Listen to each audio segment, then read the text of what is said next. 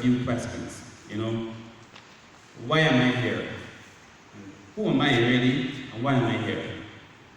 And while I was outside, my former campaign manager, my good friend, Mr. Boxell, pointed to my shirt to let me know I was wearing a BLB 2018 shirt. But this was not by accident, and I think I will tell you first before you answer those questions why I'm wearing this shirt. In 2018, when the Labour Party came into office, even before we came into office, when we were knocking doors and asking for your support, prior to that, in around 2017, we produced a document called the Covenant of Hope. And if you haven't seen it, I feel you all should just go Google it and see this document called the Covenant of Hope. And in the Covenant of Hope, the Labour Party expressed who we are as a party. But fundamentally, it expressed who we are as a people. And while I'm wearing a BLP 2018 shirt, believe me when I say to you that I am not even in a political mood. I will have time to address further the pieces later.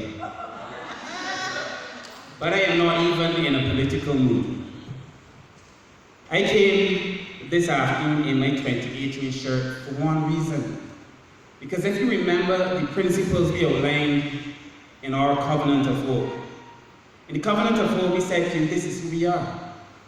We began by saying Barbados needs a new national consciousness. What does that mean in real terms for you? In real terms for you, it means that we have to start thinking differently about who we are. It means that we have to see ourselves differently. When we're having a conversation about Nelson, and whether Nelson should stay or not stay, that is all part of our new national consciousness. We knew, before we even took office, that there were things, some symbols that are still in our society that have to be taken down. When we say that we have to transform education, it is all part of the new national consciousness. We need to know who we are as a people. And when I say to you that I came from the pine, born in my Lord's Hill, that I bathed under a standpipe, that I know what it is to go through hard times, and that I can stand here and feel proud of it, that is our national consciousness. And when people want to look down on Britain's Hill or the Bayland or the other areas that I have the privilege of representing, they don't know who you are. They don't know what you stand for. This new national consciousness must tell your children. And I say to them, and I'm speaking to them, I say, when you're talking to me, look at me in my eyes, man. When you're talking to other people, don't hold down your head. You came here as the descendant of slaves, but you were kings and queens in Africa. And that is your consciousness that you must also understand. And that the strongest of the strongest made that journey across the Middle Passage. You are the descendants of the strongest Africans that ever lived. And you are good looking too. So look people in their face when you are talking to them. That was the first thing we outlined in the new national consciousness. That is why I'm wearing this shirt. Because today I feel the same way that I felt before we came into office. We then said Barbados must have a new approach to good governance. Well, good governance because under the Dems we had horrible governance. And that Barbados must have good governance. And you've had 2 years of it, where we've come to you almost at every stage and say, this is what we're doing. This is how we are doing it. And this is the reason that we are doing it. We haven't hidden anything from the people. You don't have to wonder about secret deals under this Labour Party. That is why I'm wearing this shirt, Mark. And if we then said Barbados must have a better society, and we never expected to deal with COVID, none of us did. We did not think that after we did so much work to build Barbados back, that most of us would lose our jobs and not be able to feed ourselves. None of us saw COVID coming. But it was this government that put in place policies to make sure that even during COVID, people could eat. And when I walk during COVID every day, as God is my judge, reader on the streets, every day, look on my Instagram, and I call on my friends and the members of the team, and I want to thank them, Vic, Rick, Akil, Omega, Tito, the whole team. I can't call Branch, Boxell, everybody who came out.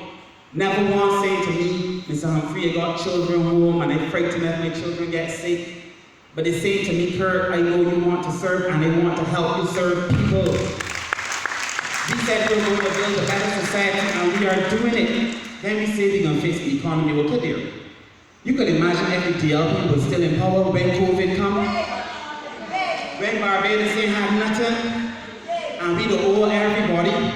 When they say that Barbados was the third most indebted country in the whole wide world. But the Labour Party fixed that. I know people are talking about how well we are doing. Listen, I am about to do a deal. It's called a debt swap. And that deal depends on Barbados' debt being traded at cheap. Because when the country is badly off, people buy debt for cheap because they got to sell it off. But Barbados is thought of so highly that nobody is willing to sell the debt cheap. If you want to buy it, you got to pay a lot of money for it. Praise me and more, please. Because from the start, the Prime Minister hit the ground running, trying to make wrong things right in this country. The last thing we said in that Covenant of Hope, Mark, was that when it comes to how we choose to engage the world, Barbados must create global citizens. So that we don't only think about ourselves in our small little spaces, but what can Barbados do on the world stage? Do you know there are few countries as recognized today as Barbados is for the way that Barbados dealt with COVID? Did you not see your Prime Minister on TV talking to all kinds of people on all kinds of channels, people that we never thought little Barbados would get to talk to? And then when she was finished, people were so impressed. We ain't just went there, we dictate when we get there. Praise my Prime Minister. So I came to you this evening fully charged and proud of the Labour Party that I support. So I wore my shirt the first thing I've worn it since the night before elections, as God is my judge.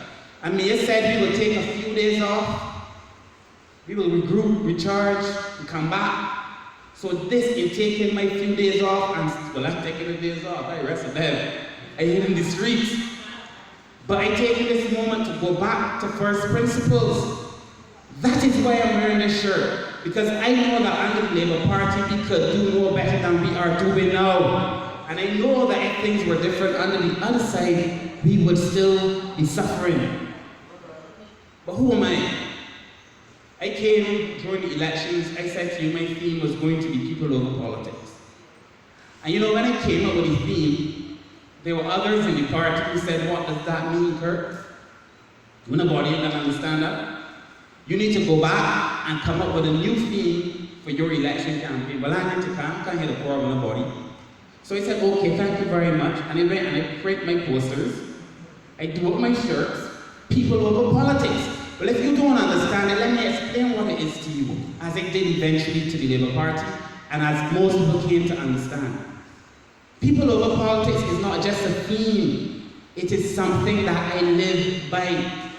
That at the end of the day, it doesn't matter if you are BLP, DLP, or Joanne Party, or any other political party, we are all Barbadians first.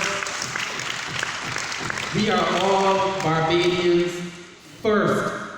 And at the end of the day, when all is said and done, about don't land a damn bed and say thank God as a B or a D, people think about their family and how they treat the family and how they treat the children and how the children may be treating them in return.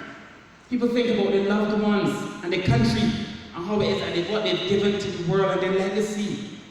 And so for me, when I think about people over politics, all y'all is my family. And I hope that I've been able to share that with you over the last few years. You know, I remember I was in Kenya on government business. And I was in Samoa on government business. And when you go on government business, you're given somebody to be with you and to walk around with you and to make sure that you're good. In Kenya, I had a security officer, and the man said to me on my final day, "You sure he's a politician?" I said, "What do you mean?" He said, "Politicians don't get on so. Politicians that he worked with, because he's been in for a long time, don't talk to people. They don't talk to the family and the friends, when they're talking to the man, the wife on the phone, she was pregnant." I said to him at the end of the day, "Big man, I'm just me. And I might be here representing Barbados as a politician, but I like to represent Kirk Humphrey as a human being first." And him and we still talk on the phone all now, every now and then on WhatsApp. And I hope someday to go and see his child As I hope someday he could come here and see my new grandchild who is 9 weeks old. Give her a round of applause. And the same thing in Samoa. And I like to think that when I hang out with the men who are here, a lot of men here now, and the women who are in here, that we walk around together. Most people don't know unless they point me out and say that man is the MP. Because we came together as equals. And I will leave here as your equal. And I would have to be a clown or an idiot for you all to put me in a parliament. And for me to then decide, because God put me in parliament, I am no better than the rest of you who can easily take me out of parliament, because politicians like this forget that I am only standing here because you put me here. And in 2.5 years, I can be standing here, or 3, because y'all can put me back here again.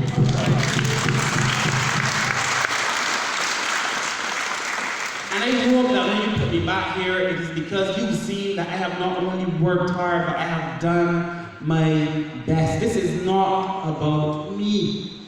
It never was. It's never been about me. We post things on Instagram, and there are people who come up to me and they say things like, I see my father on your Instagram page. I see my mother on your Instagram page. It's true. And people feel good. So it's never been about me. It's never been about me. But that is who I am. And now lastly, I'm lonely. Why am I here?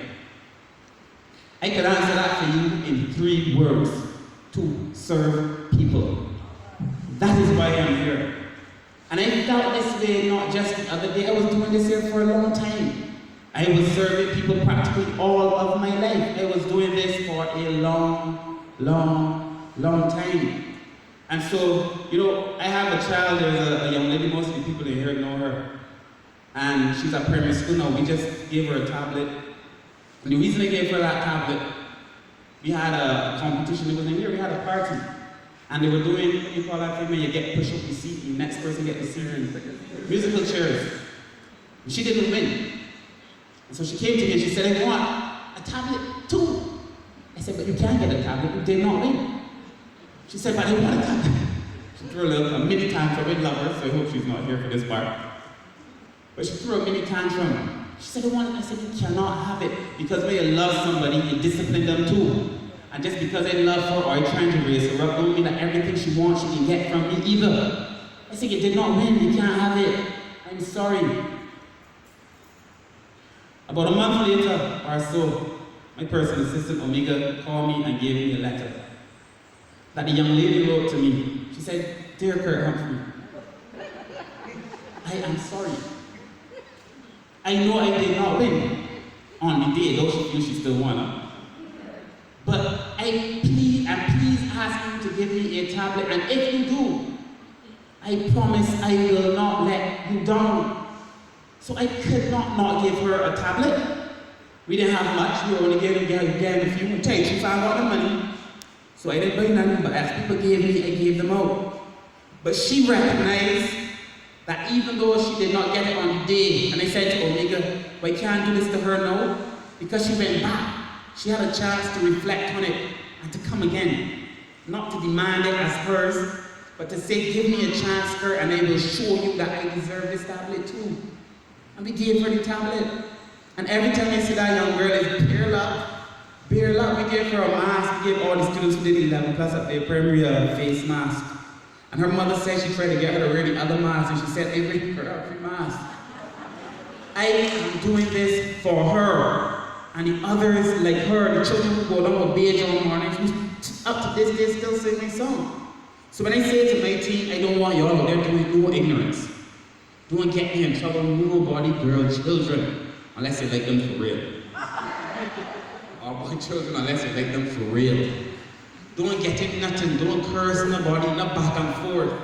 Watch how you carry yourself. These things are important to me. And though I may not spirit them out in front of people, they would tell you that when they cross the border, I talk to them stern. Because at the end of the day, our task is too big, too significant, where we have to go too important. And we have a lot of work to do in St. Michael South. And it has never been about me. In my ministry, and I will tell you a bit about the ministry, and then I'll tell you my plans for the community. In my ministry, I have responsibility for the ocean. And you know, I said before the elections, I said to the Prime Minister, however you choose to place me, however you ask me to serve, I am willing and ready to do so.